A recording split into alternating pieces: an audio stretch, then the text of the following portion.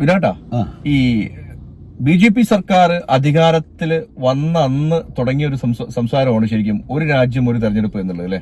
അധികാരത്തിൽ വരുന്നതിന് മുമ്പേ അവരുടെ കുറെ കാലമായിട്ട് അവർ മുന്നോട്ട് വെക്കുന്ന ഒരു ആവശ്യം, ഒരു അജണ്ട അല്ലെ. എത്രത്തോളം അത് എന്താണ് പറയാ, എത്രത്തോളം ആ ഒരു രാജ്യം ഒരു തെരഞ്ഞെടുപ്പ് എന്നുള്ളത് പ്രാവർത്തികമാകുന്ന ചോദിക്കുന്നത്. അവര് പല കാര്യങ്ങളിലും ഈ ഒരു രാജ്യം ഒരു നിയമം, ഒരു രാജ്യം ഒരു ഭാഷ, ഒരു രാജ്യം ഒരു മതം, അങ്ങോട്ടുള്ള റൂട്ടാണത്. അപ്പൊ അതിന്റെ ഭാഗമായിട്ടാണ് അവർ എല്ലാ കാര്യങ്ങളിലും ഒരു രാജ്യം ഒരു തെരഞ്ഞെടുപ്പ് ഒരു നിയമം എന്നൊക്കെ പറഞ്ഞിട്ടുള്ള സംഗതികൾ പറഞ്ഞു വരുന്നത്. അതിന്റെ ഒരു പാർട്ടാണ് ഒരു രാജ്യം ഒരു തെരഞ്ഞെടുപ്പ് എന്ന് പറയുന്നത്. അതിനാവശ്യമായിട്ടുള്ള നിയമനിർമ്മാണം നടത്താൻ വേണ്ടി പോവുകയാണ്. ഇപ്പം പാർലമെന്റിൽ അത് സംബന്ധിച്ചുള്ള നീക്കങ്ങൾ നടത്താൻ പോവുകയാണ്. ശരി. ഇപ്പൊ കഴിഞ്ഞ ദിവസം അമിത്ഷാ, ആഭ്യന്തര വകുപ്പ് മന്ത്രി അമിത്ഷാ പിന്നെ മോദി ഗവൺമെന്റിന്റെ 100ാം നാൾ പിന്നിടുന്നതുമായി ബന്ധപ്പെട്ട് നടത്തിയ ഒരു പ്രഖ്യാപനം, 2 പ്രഖ്യാപനങ്ങളിൽ ഒന്നാണിത്. ഒരു രാജ്യം ഒരു തെരഞ്ഞെടുപ്പ് കേൾക്കുമ്പോൾ നല്ല ഭംഗിയുള്ള കാര്യമാണ്, സുഖമുള്ള കാര്യമാണ്. ഒറ്റയടിക്ക്, കാരണം നമ്മുടെയൊക്കെ നികുതി പണം കോടാനുകോടി രൂപയാണ് ഒരു തെരഞ്ഞെടുപ്പ് നടക്കുമ്പോൾ ചെലവ് വരുന്നത്. അത് ഒരു വസ്തുതയാണ്. പക്ഷേ ചില യാഥാർത്ഥ്യങ്ങൾ നമ്മുടെ മുമ്പിലുള്ളത് പരിഗണിക്കാതെ നമ്മൾ ആ ചെലവിനെ ഗൗരവപ്പെടുത്തി കണ്ടിട്ട് കാര്യമില്ല. ചെലവ് സ്വാഭാവികമായും വലിയ ചെലവ് നമ്മൾ നേരിടേണ്ടതുണ്ട്. കാരണം നമ്മുടെ രാജ്യത്തിന്റെ സ്വഭാവം അങ്ങനെയുള്ളൊരു സ്വഭാവമാണ് നമ്മുടെ രാജ്യത്തിനുള്ളത്. ഇന്ത്യ എന്ന് പറയുന്നത് ഒരു ഒറ്റക്കല്ലിൽ തീർത്ത ഒരു ശില്പമല്ല. ഇപ്പം മറ്റ് വിദേശ രാജ്യങ്ങളൊക്കെ ഉണ്ടല്ലോ. ഇപ്പോൾ അവിടെയൊക്കെ ഒരു നേഷൻ സ്റ്റേറ്റ് എന്ന് പറയുമ്പോൾ, ഒരു ദേശരാഷ്ട്ര സങ്കല്പം എന്നൊക്കെ പറയുന്ന സമയത്ത് അതിൻ്റെതായിട്ടുള്ള ചില മാനദണ്ഡങ്ങളൊക്കെ ഉണ്ട്. അപ്പോൾ അവിടെ ഒരു മതം, അല്ലെങ്കിൽ ഒരു പിന്നെ വർണ്ണം, അല്ലെങ്കിൽ ഒരു പിന്നെ വംശീയത, ഇങ്ങനെ തുടങ്ങിയിട്ട് പല തലത്തിലുള്ള ഒരു ഏകത്വം പല രാജ്യങ്ങളിലും. നമ്മൾ എപ്പോഴും ഈ സംസാരിക്കുമ്പോഴേ ഈ BJP സർക്കാരിനെ കുറിച്ച് സംസാരിക്കുമ്പോൾ പല നിയമങ്ങൾ കൊണ്ടുവന്ന് അത് വല്ലാത്ത രീതിയിലേക്ക് ചർച്ച ചെയ്യിച്ച് മറ്റുള്ള സംഭവങ്ങളൊന്നും പുറത്തു വരരുത് എന്ന് പ്രാർത്ഥിക്കുന്ന ആളുകളുണ്ട്. അതായത് സർക്കാരിന്റെ പരാജയങ്ങളൊന്നും പുറത്തു വരരുത് എന്ന് വെച്ചിട്ടാണ് എന്റെ ഒരു അഭിപ്രായത്തിൽ ഈ നിയമങ്ങളൊക്കെ പലതും കൊണ്ടുവരാൻ വേണ്ടി ശ്രമിക്കുന്നത്. കാര്യം BJP സർക്കാർ കൊണ്ടുവരുന്ന എല്ലാ നിയമങ്ങളും വലിയ രീതിയിലേക്ക് ചർച്ചയാക്കി നമ്മളെ വല്ലാതെ പരിഭ്രാന്തരാക്കി കൊണ്ടുപോകുന്ന ഒരു സംഭവത്തിലേക്കാണ് ഞാൻ കണ്ടിട്ടുള്ളത്. കാര്യം നമുക്ക് ചെറിയൊരു കാര്യം കൂടെ പറയാം. ഞാനിപ്പോ അടുത്ത് തഞ്ചാവൂർ പോയിട്ടുണ്ടായിരുന്നു. ഈ തഞ്ചാവൂർ പോയിട്ട് ഏക മതം ഏക നിയമം എന്നൊക്കെ കൊണ്ടുവരുമ്പോഴുള്ള ഒരു പ്രശ്നങ്ങളിലെ വലിയൊരു പോയിന്റാണ് ഞാൻ ചൂണ്ടിക്കാണിക്കുന്നത്. ഇപ്പോ ഞാൻ അവിടെ എന്റെ ഒരു സുഹൃത്തിന്റെ കല്യാണത്തിന് പോയി. ആ കല്യാണത്തിന് പോയപ്പോൾ ശരിക്കും ഞാൻ ഷോക്കായി പോയി. കാര്യം അവിടെ ഒരു കല്യാണത്തിന് താലി കെട്ടാൻ വേണ്ടി 3 താലി കെട്ടാൻ നടന്നുകൊണ്ടിരിക്കുന്നത്. ആദ്യം തേങ്ങയുടെ മുകളിൽ താലി കെട്ടും, പിന്നെ ആലിന്റെ മുകളിൽ താലി കെട്ടും, പിന്നെയാണ് പെണ്ണിന് താലി കെട്ടുന്നത്. ഈ ഞാൻ പറയുന്നത് ആ ഒരു പ്രോഗ്രാം കണ്ടതിന് ശേഷം ഞാൻ ശരിക്കും വല്ലാതെ വലിയ രീതിയിലേക്ക് ക്വസ്റ്റ്യൻ മാർക്ക് അടിച്ചാണ്. ഏക ദൈവം ഏക മതം എന്നൊക്കെ പറയുന്ന രീതിയിലേക്ക് എത്രത്തോളം പ്രാവർത്തികമാകും എന്നുള്ളതാണ്. ഇന്ത്യയെ സംബന്ധിച്ചിടത്തോളം നമ്മൾ നോക്കിയിട്ടുണ്ടെങ്കിൽ കാണാൻ കഴിയും ഒരു 100 അല്ല. അതിൽ തന്നെ എടുത്തു പറയാനുള്ള ഒരു വിഷയം, ഈ ഒരു സംഭവം കണ്ടതിൽ പിന്നെ ഞാൻ ശരിക്കും ഇല്ല, മതം എന്നുള്ള സാധനത്തിന് കെട്ടുറപ്പ് അല്ലെങ്കിൽ അതിനോട് അഴിച്ചുപണി നടത്താൻ ഒരു രാജാവ് വിചാരിച്ച് നടക്കുന്നില്ല അവിടെ. കാര്യം എന്താ വെച്ചാൽ അതില് ഞാൻ പറയുന്നത് ഈ 3 താലികെട്ട് നടത്തി ഞാൻ തന്നെ ശരിക്കും എന്താണ് താലി കെട്ടാത്തത് എന്ന് നോക്കിയ സമയത്താണ് ടോണ്, അതായത് മദ്ദളത്തിന്റെ ടോൺ മാറിയപ്പോഴാണ് താലി കെട്ടുന്നത് തേങ്ങയ്ക്കാണെന്ന് മനസ്സിലാവുന്നത്. അത് കഴിഞ്ഞപ്പോഴാണ് ആലിനാണെന്ന് മനസ്സിലാവുന്നത്. പിന്നെയാണ് അമ്പലത്തിൽ പോയി വധുവിന് താലി കെട്ടുന്നത്. അപ്പോ ഈ ഒരു രീതിയിലുള്ള ഒരു സംഭവങ്ങളൊന്നും ഒരിക്കൽ പോലും ഏത് തമ്പ്രാൻ വിചാരിച്ചാലും ഇതിൽ മാറ്റം വരും. അതിൽ തന്നെ ഇപ്പൊ ബാബു സൂചിപ്പിച്ച ഒരു കല്യാണത്തിന്റെ രീതിയാണ്. അങ്ങനത്തെ 100 കണക്കിന് കല്യാണ രീതികളിലുള്ള നാടാണിത്. അതുപോലെ തന്നെ 100 കണക്കിന് വേഷവിധാനങ്ങളുടെ പിന്നെ കേന്ദ്രമാണ് നമ്മുടെ രാജ്യം. 100 കണക്കിന് ഭക്ഷണ രീതികൾ, 100 കണക്കിന് ആചാരങ്ങൾ, അനുഷ്ഠാനങ്ങൾ, 100 കണക്കിന് ഭാഷകൾ. ഇങ്ങനെ എല്ലാ അർത്ഥത്തിലും ലോകത്ത് പിന്നെ പലതരത്തിലുള്ള നരവംശ മാതൃകകളുണ്ട്. നമ്മൾ കേട്ടിട്ടുണ്ടോ നീഗ്രോയിഡ്സ്, ആസ്ട്രോളോയിഡ്സ് എന്നൊക്കെ പറയുന്ന തരത്തിലുള്ള നരവംശ മാതൃകകൾ.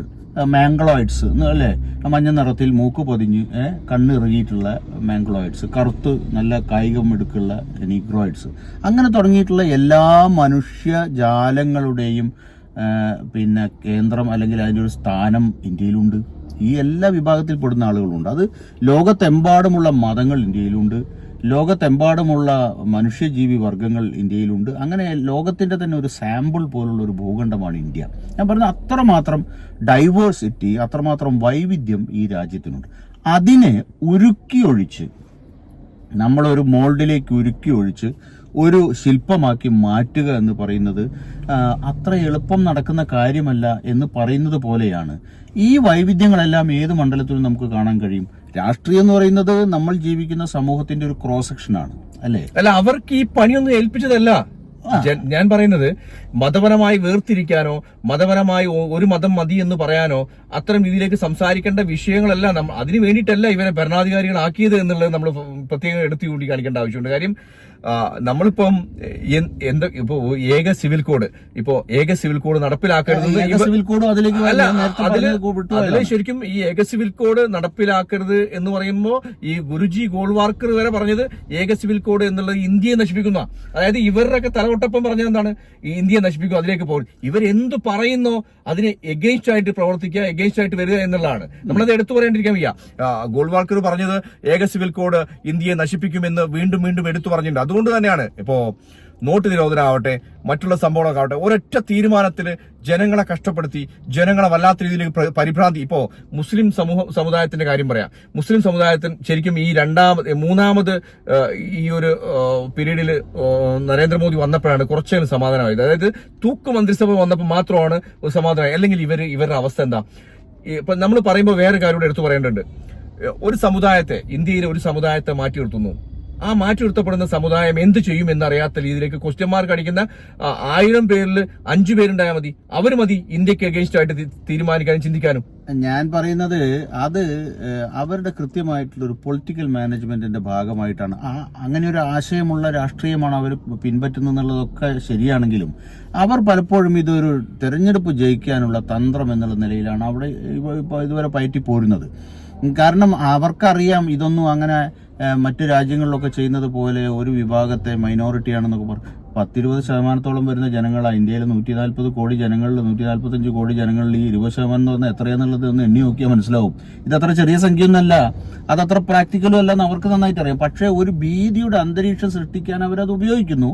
അതേസമയം അത് പറഞ്ഞുകൊണ്ട് ഈ പറയുന്ന വൈവിധ്യങ്ങളുടെ കേദാരമായിട്ടുള്ള ഹിന്ദു കമ്മ്യൂണിറ്റി നമുക്ക് വേണമെങ്കിൽ അതിന് പേര് വിളിക്കാം, ആ കമ്മ്യൂണിറ്റിയെ ആ തരത്തിൽ ഏകീകരിച്ച് തങ്ങൾക്ക് അനുകൂലമായി വോട്ടാക്കി മാറ്റാൻ കഴിയുമെന്നുള്ള വളരെ കൃത്യമായ മാനേജ്മെന്റ് ആണ്. പക്ഷെ അത് പൂർണ്ണ പരാജയമാണെന്ന് കഴിഞ്ഞ തെരഞ്ഞെടുപ്പിൽ ഏറെക്കുറെ. അതായത് താങ്കൾ പറഞ്ഞ പോലെ 79 ഇന്ത്യയിൽ 79 സംസ്ഥാനങ്ങളിൽ അട്ടിമറി നടന്നിട്ടുണ്ട് എന്നുള്ളത് കൃത്യമായ തെളിവുകളുടെ അടിസ്ഥാനത്തിൽ. അതെ, അത് വലിയ രീതിയിലേക്ക് ഇവർക്ക് അടി കിട്ടിയിട്ടുണ്ട്. കാര്യം ഇനി അത്ര വലിയ രീതിയിലേക്ക് സ്മൂത്തായി പോകുമെന്നൊന്നും ഇവർ കരുതണ്ട. കഴിഞ്ഞ തെരഞ്ഞെടുപ്പിന് നമ്മളിപ്പോ 100 ദിവസത്തെ നരേന്ദ്രമോദിയുടെ ഗവൺമെന്റിനെ സംബന്ധിച്ച് പരിശോധിക്കുകയാണെങ്കിൽ അതിന്റെ മുമ്പുള്ള 10 വർഷത്തെ നരേന്ദ്രമോദി നിഴലാണ് ഇപ്പോൾ.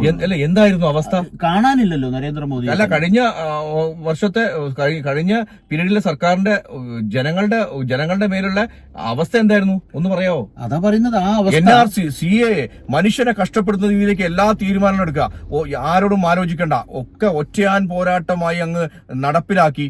ഇപ്പോ അതിലെ തന്നെ ആ റൂട്ടിൽ തന്നെയാണ് അവർ പോകാൻ ശ്രമിച്ചത്. പക്ഷേ ശക്തമായിട്ടുള്ള റെസിസ്റ്റൻസ് പ്രതിപക്ഷത്തിന്റെ ഭാഗത്തു നിന്ന് ഉണ്ടായതോട് കൂടിയിട്ട് സഭയിൽ അവതരിപ്പിച്ച നിയമങ്ങളെല്ലാം വാപസ് വാങ്ങേണ്ടി വരികയും അല്ലെങ്കിൽ സെലക്ട് കമ്മിറ്റിക്ക് വിടേണ്ടി വരികയും ചെയ്തു. അല്ലെങ്കിലുള്ള ഒരു അവസ്ഥ ആലോചിച്ച് നോക്കി, ജനാധിപത്യം ഇവിടെ ഇല്ല എന്നുള്ള കണ്ടീഷനിലേക്ക് പോകത്തില്ലേ? അല്ല, ഞാനതിന് സല്യൂട്ട് ചെയ്യുന്നത് ഇന്ത്യയിലെ നിരക്ഷര കുഷികളാണെന്നൊക്കെ നമ്മൾ പറയാറില്ല. പലപ്പോഴും നമ്മൾ മിടുക്കന്മാരാണെന്നൊക്കെ പറഞ്ഞ് നമ്മൾ ഒരു അല്പം അഹങ്കരിക്കാറില്ല.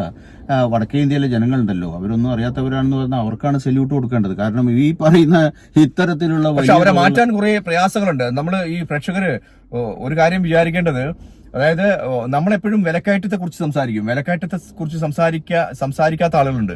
കാര്യം വിലക്കയറ്റം എന്തെന്നറിയാത്ത ആളുകളുണ്ട്. സ്വന്തം കൃഷിയിടത്തില് ആപ്പിൾ ഉണ്ടാക്കി, അല്ലെങ്കിൽ തക്കാളി ഉണ്ടാക്കി, കുരുമുളക് ഉണ്ടാക്കി, അല്ലെങ്കിൽ മുളക് ഉണ്ടാക്കി, അവിടുന്ന് തന്നെ ഫലമെടുത്ത് അന്നന്നൊക്കെ ശരിക്കും കറി വെക്കുന്ന ആളുകളുണ്ട്. പക്ഷെ അങ്ങനെയുള്ള അവരാണ് വിലക്കയറ്റത്തിനെതിരെ ഈ പറയുന്ന ഫിയർ ഫാക്ടർ വളർത്തുന്നതിനെതിരെയൊക്കെ ജനം പ്രതികരിച്ചത്. നമ്മൾ മലയാളികൾ വലിയ വിവരമുള്ളവരാ. കഴിഞ്ഞ തെരഞ്ഞെടുപ്പിൽ BJPക്ക് എത്ര ശതമാനം വോട്ടാ കൂടിയത്? ഇവിടെ സംഘപരിവാർ പറയുന്ന എപ്പോഴും എന്താണ് പറയാ, ഞാൻ എന്റെ ഒരു സുഹൃത്തിനോട് ഡിസ്കസ് ചെയ്ത ഒരു വിഷയത്തില് അത് പബ്ലിഷ് ചെയ്താണ് ഞാൻ. അപ്പോ അദ്ദേഹം പറഞ്ഞത്, പെട്രോളിന്, ഞാൻ പറയും പെട്രോളിന്റെ കാര്യം അല്ലെങ്കിൽ ഡീസലിന്റെ കാര്യം പറയുമ്പോൾ നിങ്ങൾ എന്തിന് ഡീസൽ അടിക്കണം, അല്ലെങ്കിൽ പെട്രോൾ എന്തിനു അടിക്കണം? ആ അടിക്കുന്ന എന്തിനാണ്? നിങ്ങളൊരു കാര്യം ചെയ്യും, ബസ്സിന് പോകും എന്ന് പറയുന്ന ആള്. നമ്മള് എന്തുകൊണ്ടാണ് അതിനെ കുറിച്ച് സംസാരിക്കരുത്?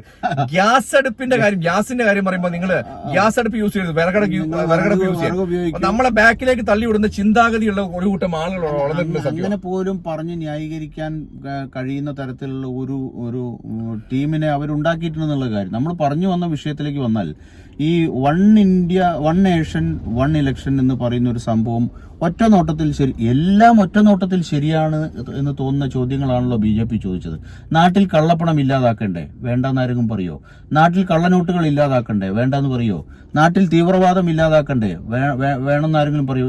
തീവ്രവാദം വേണമെന്ന് പറയോ? അങ്ങനെയുള്ള ചോദ്യങ്ങളാണ് അവരൊക്കെ ചോദിച്ചത്. എന്ത് സംഗതിയാവട്ടെ, അവർ ഈ ചോദ്യങ്ങൾ തന്നെയാണ് ചോദിച്ചത്. ഒരു രാജ്യം ഒരു നിയമം വേണ്ടേ? വേണം. ഒരു രാജ്യത്തിന് ഒരു നിയമം വേണം. അതാണ് ഏക സിവിൽ കോഡിനെ സംബന്ധിച്ച് സംസാരിച്ചത്. ഒരു രാജ്യം ഒരു തെരഞ്ഞെടുപ്പ് എന്ന് പറയുന്നത് അതേ അർത്ഥത്തിൽ തന്നെയാണ്. പക്ഷേ ഈ തെരഞ്ഞെടുപ്പ് ഇപ്പം രാംനാഥ് കോവിന്ദ് മുൻ രാഷ്ട്രപതിയുടെ നേതൃത്വത്തിൽ ഉണ്ടായിട്ടുള്ള ഒരു കമ്മിറ്റി അതിന്റെ പഠന റിപ്പോർട്ട്, അവരുടെ റിപ്പോർട്ട് സമർപ്പിച്ചിരിക്കുന്നു. അതിലേതാണ്ട് 19 ഭരണഘടനാ ഭേദഗതികൾ വേണമെന്ന് പറയുന്നു. ഇന്ന് ഇന്ത്യയുടെ പാർലമെന്റിലെ അധോസഭയിലും ഉപരിസഭയിലും ഇവർക്ക് 2/3 ഭൂരിപക്ഷത്തോട് കൂടിയിട്ട് ആ ബില്ല് പാസ്സാക്കിയെടുക്കാൻ കഴിയില്ല എന്ന് അറിഞ്ഞുകൊണ്ട് തന്നെയാണ് അവരിത് മുന്നോട്ട് വയ്ക്കുന്നത്. അതേസമയം പ്രതിപക്ഷത്തിനകത്ത് ഭിന്നിപ്പുണ്ടാക്കാൻ കഴിയുമെന്നുള്ള ശ്രമം ഒരു പക്ഷേ അവർ നടത്തിയേക്കാം. എന്തായാലും ഇന്ത്യ പോലൊരു രാജ്യത്ത് കാരണം മാറി മാറി വരുന്ന പറയാൻ സുഖമാണെങ്കിലും ശരിക്കും ഒരു തെരഞ്ഞെടുപ്പ് ഒരു കാരണവശാലും നടക്കാൻ സാധ്യതയില്ല എന്ന് നടന്നതായിരുന്നു. 52 ആദ്യ തെരഞ്ഞെടുപ്പ് മുതൽ തീർച്ചയായും അന്നത്തെ ജനസംഖ്യയല്ല ഇന്നത്തെ ജനസംഖ്യയില്ല എന്ന് മാത്രമല്ല, രാഷ്ട്രീയ കാലാവസ്ഥയിലും അത്രമാത്രം അന്നൊരു കോൺഗ്രസും ഒരു ചുരുക്കി പറഞ്ഞാൽ ഞാൻ ഉണ്ടായിരുന്നു. കൺക്ലൂഡ് ചെയ്യട്ടെ. ചുരുക്കി പറഞ്ഞാൽ ശരിക്കും എല്ലാ NRC CA ഇത്തരം സംഭവങ്ങൾ പോലെ തന്നെ അടുത്ത ആയുധം പ്രയോഗിക്കാൻ വേണ്ടി പോവാണ്. തീർച്ചയായും അത് എത്രത്തോളം ഇന്ത്യക്ക് ഭൂഷണമാണ് എന്നുള്ളത് ജനങ്ങൾ ശരിക്കും ചർച്ചകളിൽ തന്നെ തീരുമാനിക്കേണ്ടതാണ് അല്ലേ? അതെ. ഇന്ത്യയുടെ വൈവിധ്യത്തെ തകർക്കുന്ന രീതിയിലുള്ള ഒരു നിയമനിർമ്മാണം ഇന്ത്യ അംഗീകരിക്കില്ല എന്നാണ് എന്റെ പക്ഷം. തീർച്ചയായും.